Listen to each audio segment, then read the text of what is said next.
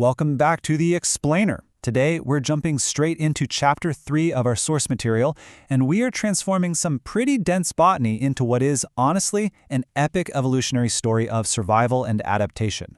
We're looking at the plant kingdom not just as, a list of green things, but as a dynamic, unfolding timeline. We're talking about life literally pushing its way from the deep oceans onto dry land. And it's a journey that is the absolute sole reason we have oxygen to breathe and food to eat today. Here is our roadmap for today. First, how we classify plants. Second, algae, the aquatic ancestors.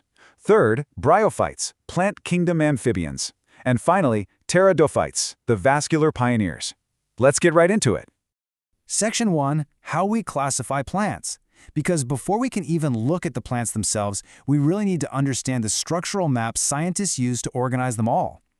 Okay, so the way we classify plants has dramatically evolved over time. In the earliest era, scientists like Linnaeus used what we call artificial systems. They basically just looked at superficial, everyday traits, like the general habit of the plant, its color, or the shape of its leaves. But the problem there is that this separated closely related species just because they looked a tiny bit different on the outside. So moving forward, scientists developed natural systems. These dug much deeper, checking internal anatomy, embryology, and ultrastructure. And that finally brings us to the present era, phylogenetic classification. This is the gold standard today. We organize plants based on actual evolutionary relationships, operating on the assumption that organisms in the same biological group, or taxa, share a common ancestor. But here's a really tricky problem. What happens when we don't have fossil evidence to prove those evolutionary links? Well, scientists brilliantly utilize some heavy-hitting modern tools to bridge the gap. First up is numerical taxonomy, which relies on computers to assign numbers and codes to hundreds of observable characteristics all at the exact same time. Then there's cytotaxonomy. This zooms all the way into the cells themselves to look at chromosome numbers and structure. And, if things are still confusing, they break out chemotaxonomy, which literally uses the chemical constituents of the plants to figure out exactly where they belong on the tree of life. It's like forensic science, but for plants. All right, so now that we know how the complex sorting rules actually work, let's strip it all back to the basics. Let's look at the very foundation of the kingdom Plantae. Where did it all begin? That brings us to Section 2, Algae, the aquatic ancestors. We start our journey deep underwater with these simple, chlorophyll-bearing organisms that practically kick-started the greening of our entire planet. Now, because they are simple thalloid organisms, which just means their bodies aren't divided into true roots, stems, or leaves, it is so easy to underappreciate them. But don't let their simplicity fool you for a second. Algae carry out at least half of all carbon dioxide fixation on Earth through photosynthesis. Half! They are the absolute primary producers for all aquatic food cycles. And their impact goes way beyond the ocean. They provide us with vital commercial hydrocolloids like algin and carrageen, which are essentially substances that hold water. They give us agar, which is used to grow microbes in labs, and even to make ice creams and jellies. And amazingly, the unicellular alga chlorella is so packed with proteins that it's actually used as a food supplement for astronauts traveling in space. Talk about an overachiever. And their physical forms are incredibly diverse. You have microscopic colonial forms like volvox that look like little geometric spheres, and those sit right next to massive, towering marine kelps. These giant kelps can literally reach 100 meters in height, creating entire, sprawling underwater forests. So to keep this massive, diverse group organized, biologists split them into three main classes: chlorophyceae, phaeophyceae, and rhodophyceae, or in everyday terms, green, brown, and red algae. The main thing you should take away here is that they are easily distinguished by just a few key features. First, their unique color pigments: chlorophyll for green, fucoxanthin for brown, and phycoerythrin for red. Second, how they store their food, whether that's starch, mannitol, or floridinian starch. And third, the presence and position of their flagella, which are those little whip-like tails they use to move around. Section 3, Bryophytes, plant kingdom amphibians.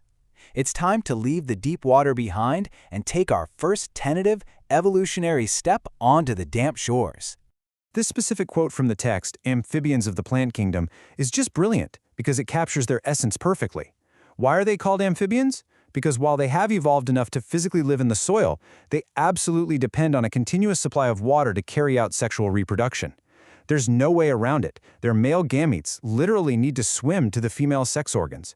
Divided primarily into liverworts and mosses, their bodies are slightly more differentiated than algae. Liverworts lie very flat, while mosses start to look a little bit more upright. However, and this is key, they still lack true roots, stems, or leaves. Instead, they anchor themselves to rocks and damp soil using specialized hair-like structures called rhizoids. They are the tough pioneers that literally break down bare rocks to make soil so that higher plants can eventually move in. Now, the absolutely crucial point to understand here is their life cycle, because this is where a massive, game-changing evolutionary shift happens. For bryophytes, the main body you see is a haploid gametophyte. That means it only has half the normal genetics, and its sole job is to produce sex cells. The spore-producing sporophyte is entirely dependent on it. But as plants move further and further onto land, this dynamic completely flips. The spore-making sporophyte actually becomes the independent, dominant plant body. And that flip perfectly sets up Section 4, pteridophytes, the vascular pioneers. This biological flip brings us entirely onto dry land, introducing us to much more recognizable plants like horsetails and ferns. When you think of a typical fern, you are looking at a massive evolutionary milestone. Unlike the mosses we just talked about, the main plant body you are looking at is that dominant sporophyte. And for the very first time in our timeline, this plant features true roots, true stems, and actual true leaves, which in ferns are known as macrophyls. But here's the thing. True leaves and roots are absolutely nothing without a way to connect them, right? Their ultimate evolutionary invention to survive fully terrestrial, dry environments was the development of specialized internal plumbing. Pteridophytes are the very first terrestrial plants to possess vascular tissues, specifically xylem and phloem. Xylem is the tissue that allows them to pull water and minerals up from the true roots against the force of gravity, and phloem is what distributes the food created up in the leaves to the rest of the plant. So, by successfully conquering the shorelines and developing these advanced vascular plumbing systems, pteridophytes perfectly set the stage for life on land. But they still reproduce using spores, which means they still need cool, damp places to survive.